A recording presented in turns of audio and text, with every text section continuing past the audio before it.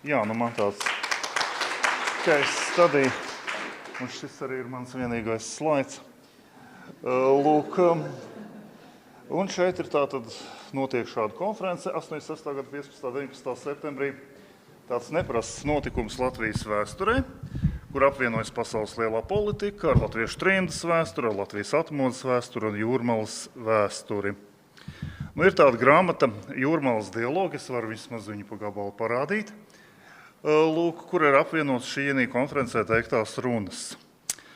Un tas galvenais, kas ir palicis no šīs konferences, kas ir PSRS un ASV sabiedrības pārstāvu tikšanās, ir tas, ka ASV prezidenta padomnieks Džeks Metloks skaidri paziņo latviešu valodā, ka ASV nav atzinusi un neatzīs Baltijas valstu inkorporāciju un okupāciju.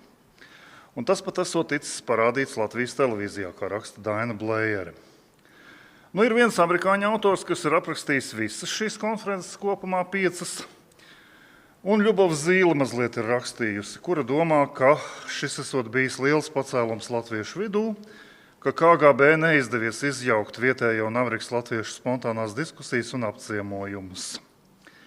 Kas ir Čatokva? Čatokva ir maza pilsētiņa Ņujorkas štatā, ezera krastā, kur ir centrs tā saucamajai Čatokvas kustībai, kas kopš 19. gadsimta veic visādas izglītojošas un apgaismojošas pasākumus.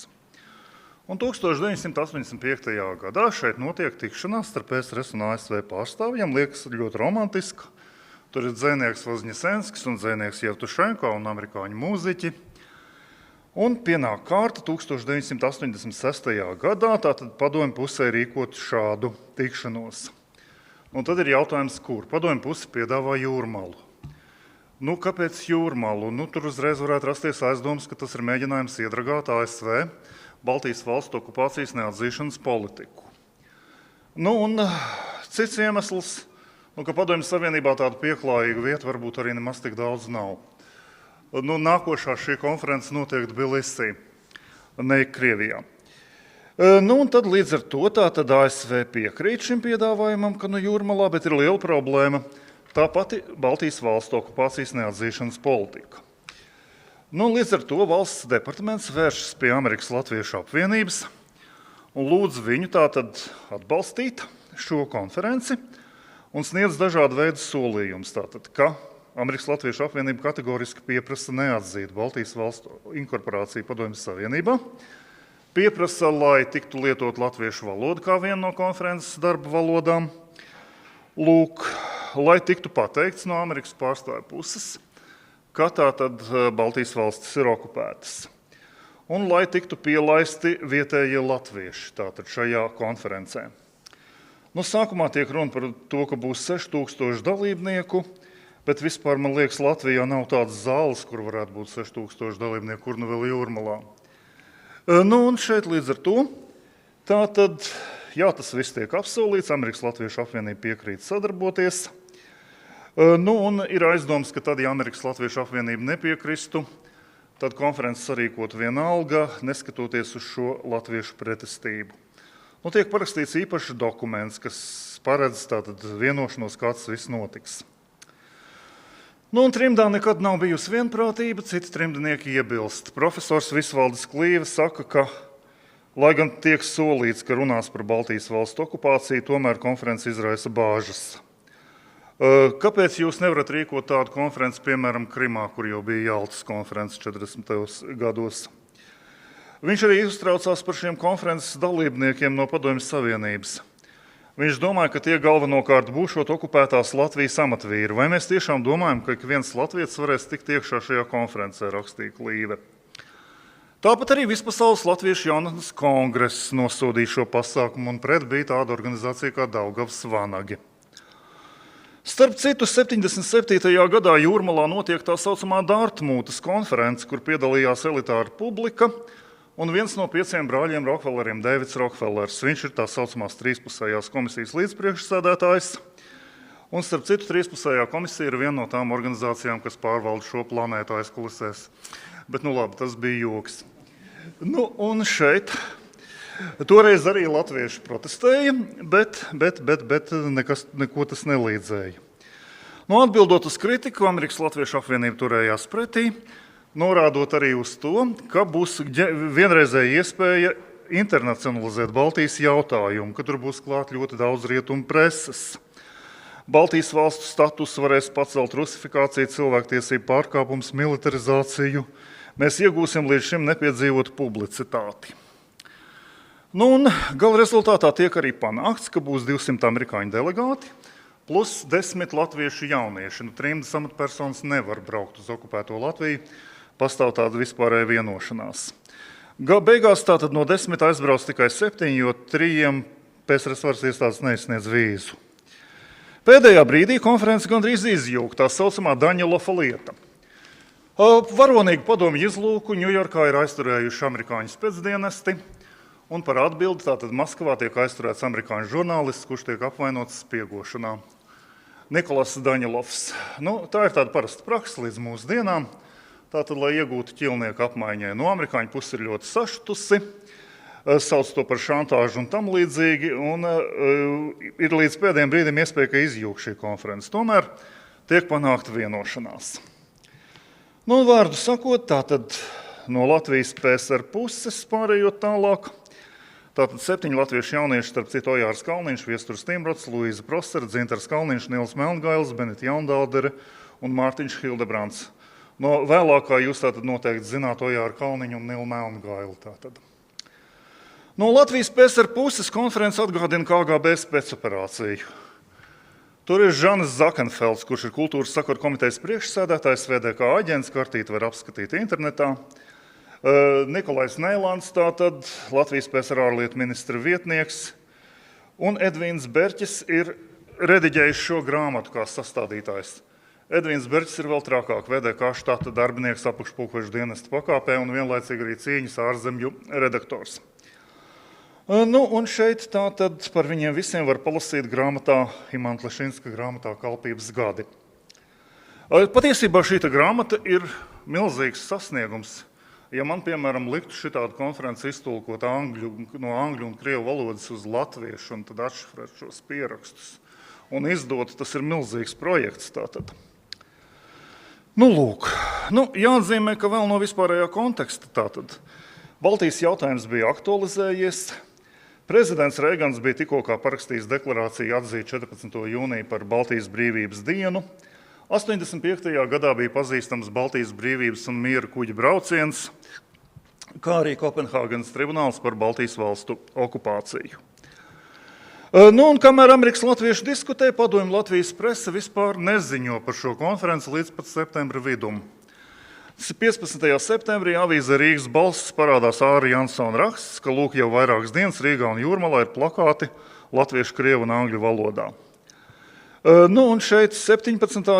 septembrī laikraksts Jūrmala iznāk ar milzīgu virsrakstu Welcome the public representatives of Soviet American meeting to Jūrmala.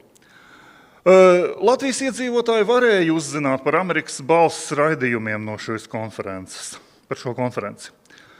Lūk, kas tad no Latvijas šeit bija? To ir ļoti grūti noskaidrot.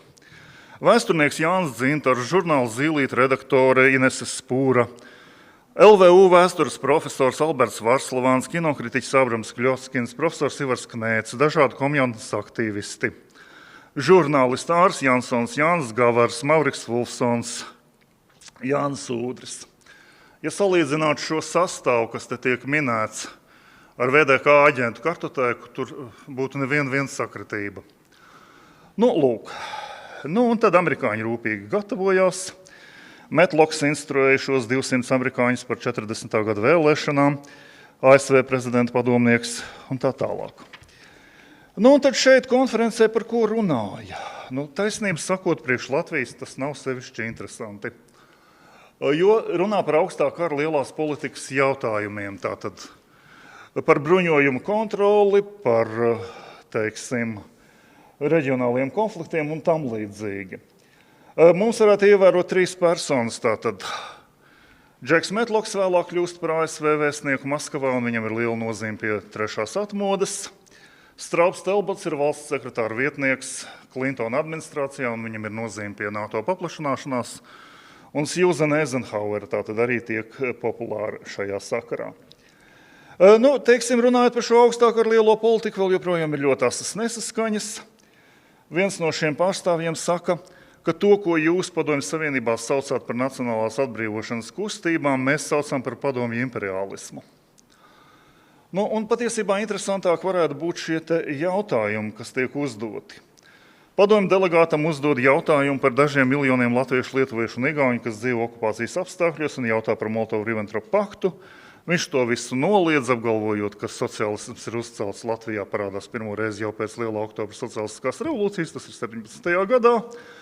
Neko nezina par kaut kādiem slepeniem protokoliem un norāda, ka ASV pozīcija ir pretlikumīga un neatbilst starptautiskajām tiesībām. Kas uzdev šo jautājumu? Mēs zinām no citiem avotiem, ka Ojārs Kalniņš uzdod šo jautājumu. Diezgan plaša ir kultūras programma, šeit ierodas džezisti, dziedātāja, baletdejotāja, un tiek organizēti kopīgi koncerti. Dailes teātrī 2 vakars pie klavierēm ir Raimonds Pauls.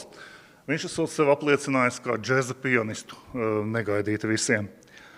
Interesanti ir tāds programmas menedžers no amerikāņu puses izteiktais, ka viņi esot stingri brīdinājis visas amerikāņu mākslinieks, ka narkotikas Padomju Savienībā līdzi ņemt nedrīkst, jo tās ir milzīgas nepatikšanas. Lūk. Un vārdu sakot, šī pati ģenerāla menedžera intervijā Latvijas presē norādīja, ka viņi ir bijusi pārsteigti par latviešu mūziķu ārkārtīgi augsto līmeni. Ko mēs varam teikt par Jūrmalu? Šeit ir ļoti grūti atkal kaut kādas ziņas savākt. Es pieminēju Roja Makenzija grāmatu. Viņš raksta par Jūrmalu kā kurortu padomju viesiem, kas vēlas izjust rietumu garšu. Balto smilšu pludmales, minerālūdens avoti, priežu meži, sanatorijas ar ārstnieciskiem dubļiem, pa kuru laiku vēl viņš paspēja uz sanatoriju. Apstākļi esot bijuši labvēlīgi radošiem, kaut kādām radošām izpausmēm, veikali un restorāni esot bijuši jauki un patīkami vietas, lai iepirktos un pāēstu. Padomju Savienībā 86. gadā. Lūk.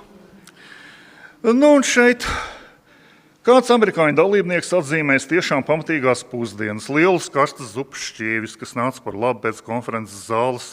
Tas ir Dzintara koncerta zāles atklātā zāle, augstuma. Pusdienas bijušas bagātīgas, viesmīļu laipni, galdauti stērķelēti un izgludināti un visapkārt bijuši viesi. Viesi ir apmeklējuši kolhoza Uzvara muzeju, kas tagad laikam ir Jūrmalas brīvdabas muzejs, klausījušies par kolhoza milzīgo attīstību salīdzinājumā ar sākotnējo zvejnieku koku laiviņām, apmeklējuši vietējo zvejnieku mājas. Kolhoza elektromehāniķis Elmārs Vēlants ir stāstījis, ka viņa māja par 20 000 viņš ir nopelnījis pusotru gadu laikā 10 000. Atkal man paudze tas ļoti pārsteigs. Otrs 10 000 ir sēdzis kolhozs. Labi, mēs varam iedomāties, cik daudziem cilvēkiem reāli tātad 10 000 maksāja kolhozs. Gala rezultāts. Trimda visu šo pasākumu uztver kā lielu uzvaru. Pirmo reizi uz Latvijas teritorijā tiek paziņots no ASV pārstāvju puses, ka tātad Latvija ir okupēta un ASV to neatzīst. Šie latvieši jaunieši braukā apkārt pa latviešu dažādām dzīvesvietām Vašingtonā, Bostonā un tā tālāk, un stāsta par to, kā viņiem tur ir gājis, tātad nocitējuši kaut ko tātad atkal nepārāk pieklājīgu, tātad Čekas aģenti sekoja pat kunga istabā, žēlojas Nils Melngailis, tātad pārmeklējuši Mantas viesnīcā, mēģinājuši ievilināt pie ielas mētām. Vārds sakot, tomēr tas galvenais iespējas ir tātad šis latviešu atbalsts, latviešu interese. Viņi kaut kur pat izsakās, ka ir skaidri var redzēt, ka latvieši ienīst šo okupācijas varu. Lūk, un tad arī padomju ideoloģiskās reakcijas varētu būt visai interesantas. Piemēram, Mavriks Fulsons rakstīja par padomju un amerikāņu ebreju tikšanos. Amerikāņiem esot bijis lūgts pielikt sarkanbaltu-sarkano simboliku. Tad lūk šie Fulsons un citi teikuši, ka lūk tādu simboliku esot bijusi tiem, kas nošāvuši vienu no šiem padomju ebreju pārstāvu radiniekiem 1941. gadā. Kāda veca amerikāņu ebrejieti ir sākus raudāt, bet mēs viņu, protams, nomierinājām, piebilda Fulsons. Skandālu konferences laikā izraisīja jūrmalniece Aina Štrauhmane, kas ģērbusies tautas tērpā skaļi kritizēja padomju režīmu Un Andrejs Cīrulis tātad šo notikumu aprakstīja sekojoši. Viens tautiskā stilā rotājies sievišķis izbļāva sevišķi riebīgas melas par mūsu zemi, par mūsu valsts vadītājiem cīņā. Cīņa ir oficiāls, tur vispār tā neraksta tādā garā. Lūk, Cīrulis uzsver, ka viņa nav aizsūtīta uz Sibīriju, bet dzīvo konkrētā vietā Jūrmalā ar visu adresi. Arī tā laikam nedara parasti, vismaz mūsdienās nē. Jānis Petersons no Latviešu avīzes Laiks norādīja, ka Cīrulis vispār nav citējis, kas tie bija par sevišķi riebīgiem meliem. Laikam viņi ir bijuši tik drausmīgi, ka tos nevar nocitēt. Un šeit kopumā divas tendences tātad. No padomju puses viena, ka vajag sadarboties, meklēt kontaktus, ka vienkārši amerikāņi jau visu saprot, to tikai tie valdības oficiālie pārstāvji ir tik atpalikuši un kritiski, un ar viņiem nekā nevar sarunāt. Un šeit tomēr šie amerikāņu oficiālie pārstāvji tiek raksturot kā nepieņemami, melīgi, tur tiek kategoriski, piemēram, apgalvots, ka viņi taču zinot, ka Daņilovs ir spiegs un kādēļ viņi to noliedzot un tam līdzīgi. Kopumā tātad šo te visu varētu novērtēt, ka konferencē bija maz sakaru varbūt ar šo Latviju, bet tomēr tā atstāja ļoti lielu iespēju, tā tiek minēta dažādās chronoloģijās un tiek kopumā uzņemta kā tāds ļoti gaišs notikums. Un šis te varbūt gaišums, manuprāt, ir pārspīlēts. Iepazīstoties ar šiem materiāliem, ar visu šo KGB ēnu, ar oficiālās kontrolas elementiem, bet tomēr šī konference ir nostiprinājusies kā viens no soļiem ceļā uz atmodu, un gribētos vēl piebilst, tā atkal disidentiski, ka vairāki vēlākie atmodas varoņi parāda sevi kā tāds diezgan riebīgs padomju propagandists, runājot Andreja Cīruļa stilā. Un tas pats Mavriks Vulsons, teiksim, Andrejs Cīrulis, tas pats lūk. Un arī tad, teiksim, šī te starptautisko attiecību komentētāju komanda. Tā, labi, paldies.